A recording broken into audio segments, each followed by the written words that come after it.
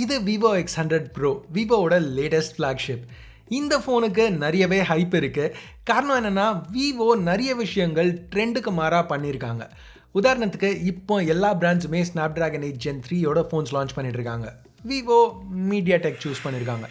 X100 Pro ஆக்சுவலாக முதல் phone MediaTekோட ஃப்ளாக்ஷிப் Dimensity 9300ஓட லான்ச் ஆகிருக்கிறது. ப்ளஸ் இந்த வெர்ஷன் நீங்கள் வீடியோவில் பார்க்குறது 1TB மாடல். இதில் இருக்கிறதுலையே ஃபாஸ்டஸ்ட் ரேம் LPDDR5T யூஸ் பண்ணியிருக்காங்க. இப்போ இன்னொரு ட்ரெண்ட், இப்போ ரீசெண்டாக லான்ச் ஆன ஃப்ளாக்ஷிப்ஸும் சரி, இப்போ வரப்போகிற ஃப்ளாக்ஷிப்ஸும் சரி, எல்லாத்துலேயுமே கொஞ்சம் சின்ன சென்சர்ஸ் யூஸ் பண்ணியிருக்காங்க. பட் விவோ இங்கே அந்த 1-inch Sony IMX989 சென்சரை திருப்பி யூஸ் பண்ணியிருக்காங்க.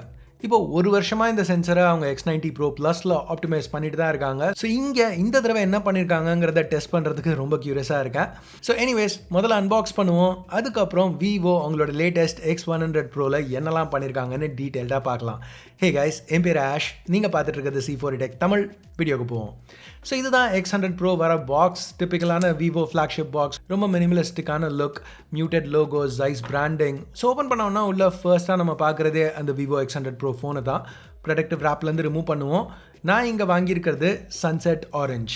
ஸோ விவோ இந்த தடவை ஒரு sun and moon kind of design language use பண்ணியிருக்காங்க. கேட்க காமெடியாக இருந்தாலும் எக்ஸ்பிளைன் பண்ணுறேன், அது என் வேலை. Okay, sunset orange. ஸோ இங்கே பேக் வீகன் லெதர். இந்த ரிப்பிள்ஸ் கொடுத்துருக்காங்கல்ல, இது வந்து சன்செட் டைத்தில் வாட்டரோட ரிப்பிள்ஸ் மாதிரி இருக்கும். அதை இன்ஸ்பிரேஷனாக யூஸ் பண்ணி இதை டிசைன் பண்ணோம் அப்படிங்கிறாங்க. பர்சனலாக இன்ஸ்பிரேஷனை விடுங்க, ஃபீல் நல்லா இருக்குது, நல்ல க்ரிப் இருக்குது. ஸோ நான் இது ஒரு பாசிட்டிவாக தான் பார்க்குறேன். அடுத்து ஸ்டார் ட்ரெயில் ப்ளூ. ஸோ இது பிளாக், ஒயிட் 3 வெர்ஷன்ஸுமே கிளாஸ் பேக்கோடு வருது. இங்கே அந்த கேமரா அரே கீழே கான்சென்ட்ரிக் சர்க்கிள் பேட்டர்ன்ஸ் இருக்குது. ஸோ அந்த ஸ்டார்ஸ், லாங் எக்ஸ்போஷர் ஃபோட்டோகிராஃபி, அதை இங்கே இன்ஸ்பிரேஷனாக யூஸ் பண்ணியிருக்கோம் அப்படிங்கிறாங்க. அது மட்டும் இல்லை, இப்போ இந்த கேமரா அரேயை பாருங்களேன், அதை சுற்றி இருக்கிற அந்த ரிங் ஏசிமெட்ரிக்காக இருக்குது. அதாவது கீழே இன்னும் திக்காக இருக்குது. இதுக்கு இன்ஸ்பிரேஷன் ஒரு எக்லிப்ஸ். இப்போ ரெகுலர் X100 எடுத்துக்கிட்டிங்கன்னா திக்கர் பார்ட் ரைட்டில். ஸோ இது ஒரு கிரெசன்ட் மூன்லேருந்து இன்ஸ்பயராக இருக்கும் அப்படிங்கிறாங்க. இந்த மாதிரி பல இன்ஸ்பிரேஷன் கதைகள் இருக்குது இந்த ஃபோனுக்கு. பட் எனிவேஸ், நம்ம அதெல்லாம் விட்டுட்டு ஆக்சுவலான ஃபோனுக்கு வருவோம். 9.1 mm thickness. So X90 Pro Plusஓட கொஞ்சம் ஸ்லிம்மாக இருக்குது. சைட்ஸ் மெட்டல், லெஃப்டில் எதுவும் கிடையாது. செகண்டரி மைக் IR பிளாஸ்டர் டாப்பில் இருக்குது. பவர், வால்யூம் கீஸ் ரைட்டில். நல்லா கிளிக்கியாக டாக்டைலாக இருந்துச்சு. பாட்டமில் primary microphone, speaker, type C port, USB 3.1 Gen 1 by the way. அப்புறம் ஒரு ட்ரே. இங்கே 2 நானோ சிம்ஸ் யூஸ் பண்ண முடியும். IP68 ரேட்டிங் போன தடவை மாதிரியே இங்கேயும் கொடுத்துருக்காங்க. இப்போ மேலே என்னடா செகண்டரி ஸ்பீக்கர் இல்லை அப்படின்னு நோட்டீஸ் பண்ணியிருந்தீங்கன்னா, சூப்பர், வீடியோக்கு அட்டென்ஷன் கொடுத்துருக்கீங்க. எனிவேஸ், இங்கே ஸ்டெரியோ ஸ்பீக்கர்ஸ் இருக்குது, ஆனால் இயர் பீஸ் செகண்டரி ஸ்பீக்கராக டபுள் ஆகுது. இப்போ ஸ்டீரியோ ஸ்பீக்கர் செட்டப் ஓரளவுக்கு லவுடாக இருக்குது. நல்லா இல்லைன்னு சொல்ல மாட்டேன், பட் கண்டிப்பாக பெஸ்ட் இல்லை. நீங்களே சொல்லுங்கள்.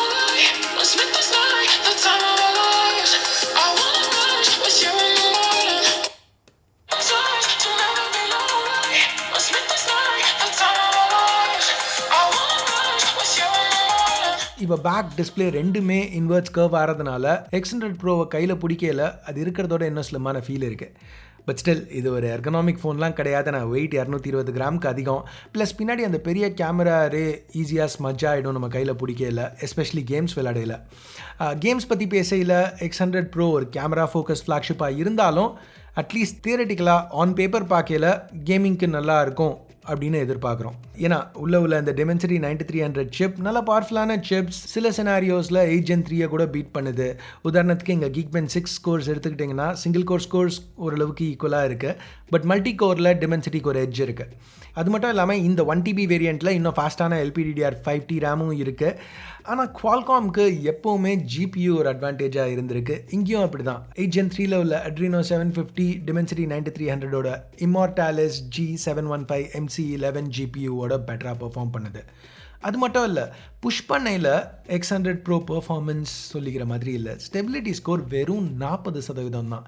இந்த பாயிண்டில் பெர்ஃபார்மன்ஸ் மோட் ஆனில் வச்சுருந்தியா ஆஃபில் வச்சுருந்தியான்னு கேட்குறவங்களுக்கு, ஆனில் வச்சாலும் சரி ஆஃபில் வச்சாலும் சரி அதே 40% ஸ்டெபிலிட்டி தான்.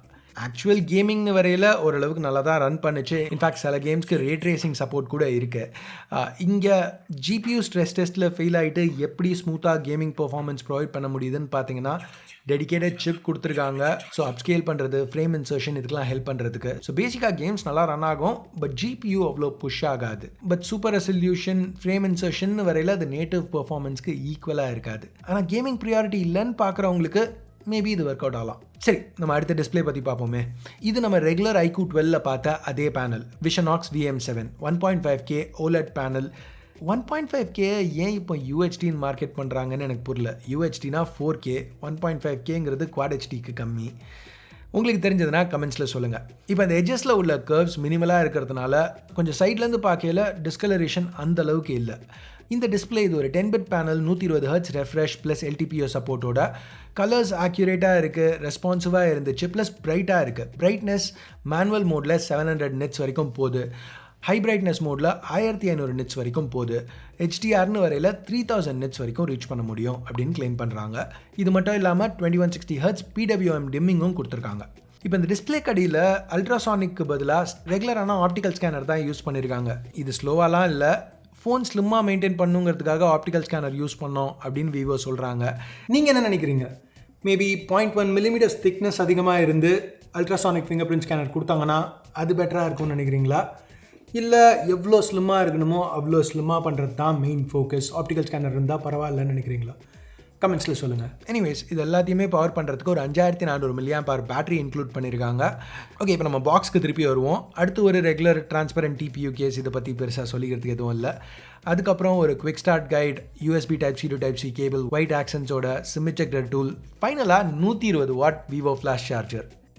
120 வாட்ஸாக இருந்தாலும் இந்த ஃபோனால் மேக்ஸிமம் 100 வாட்ஸ் சார்ஜிங் தான் சப்போர்ட் பண்ண முடியும். அது பொய்யா? இதுக்கு ரீசன் என்னன்னு எனக்கு எக்ஸாக்டாக தெரில. ஏன்னா ரெகுலர் X100 இதே சிப் இதே எல்லாம் அந்த ஃபோனில் 120 வாட் சார்ஜர் கொடுக்குறாங்க, அதால் 120 வாட் சார்ஜிங் சப்போர்ட் பண்ண முடியும். ஸோ எனிவேஸ், இது பெரிய நெகட்டிவ்லாம் சொல்லல, பட் நோட் பண்ண வேண்டிய ஒரு விஷயம். எனிவேஸ், 0 to 100 கிட்டத்தட்ட 30 நிமிஷத்தில் சார்ஜ் பண்ண முடியும். அது போக 50 watt proprietary wireless charging support, 10 watt reverse wireless charging சப்போர்ட்டும் கொடுத்துருக்காங்க.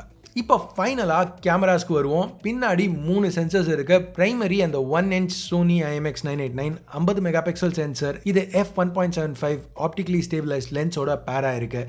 ரொம்ப நல்லா பெர்ஃபார்ம் பண்ணிச்சு. இந்த ஷார்ட்ஸை பார்த்தா உங்களுக்கே தெரியும். டைனாமிக் ரேஞ்ச் இம்ப்ரெசிவ், இமேஜஸ் ரொம்ப டீட்டெயில்டாக இருந்தது. ரொம்ப முக்கியமான விஷயம், அந்த போகா, அந்த background blur, wide aperture plus பெரிய சென்சர், இந்த காம்பினேஷன் இருக்கிறதுனால தாறுமாறாக இருந்துச்சு. ஸோ இங்கே iPhone 15 Pro Maxக்கு சைட் பை சைட் பாருங்களேன்.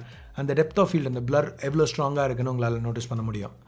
இங்கே விவோ 3 ஆப்ஷன்ஸ் கொடுக்குறாங்க ஷூட் பண்ணுறதுக்கு. Vivid, texture, Zeiss natural.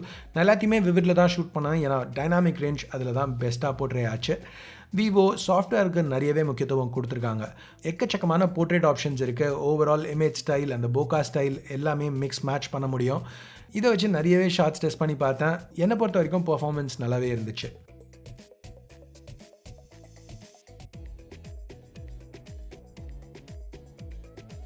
Water மார்க்ஸ்க்கும் நிறைய ஆப்ஷன்ஸ் கொடுத்துருக்காங்க. நம்ம தேவைக்கு ஏற்ற மாதிரி கஸ்டமைஸ் பண்ணிக்கலாம்.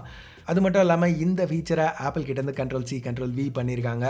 அந்த ஃபோக்கல் லென்ஸ் சாய்ஸஸ், ஜூம் லெவல்ஸை டேப் பண்ணையில் ஐஃபோனில் பார்த்தது இங்கேயும் இருக்குது. ஸோ இப்போ X100 Proவால் 8K 30 வரைக்கும் ஷூட் பண்ண முடியும். பட் அதை விடுங்க, 4K 60 பார்ப்போம். ஏன்னா 3 கேமராஸாலையுமே இப்போ 4K 60 ஷூட் பண்ண முடியும்.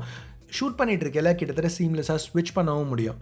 ஸோ கலர் ப்ராசஸிங்கை ரொம்ப சிமிலராக மெயின்டைன் பண்ணியிருக்கிறதுனால இது ரொம்பவே யூஸ்ஃபுல்லாக இருந்துச்சு. ப்ளஸ் அந்த டெலஃபோட்டோவில் உள்ள ஸ்டெபிலிட்டி வேறு லெவலில் இருக்குது. இப்போ நீங்கள் பார்த்துட்டு இருக்கிறது 100x ஜூம்.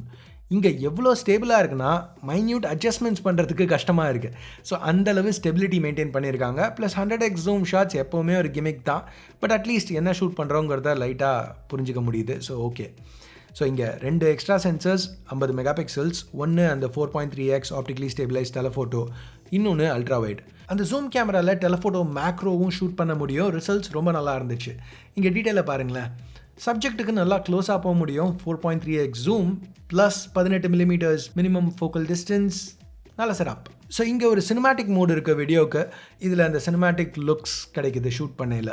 இந்த மோடில் 4K 30 வரைக்கும் ஷூட் பண்ணலாம். இதெல்லாம் எனேபிள் பண்ணுறது விவோவோட V3 இமேஜ் சிப். ஸோ அது இப்போதைக்கு X100 Proவில் மட்டும்தான் அவைலபிளாக இருக்குது.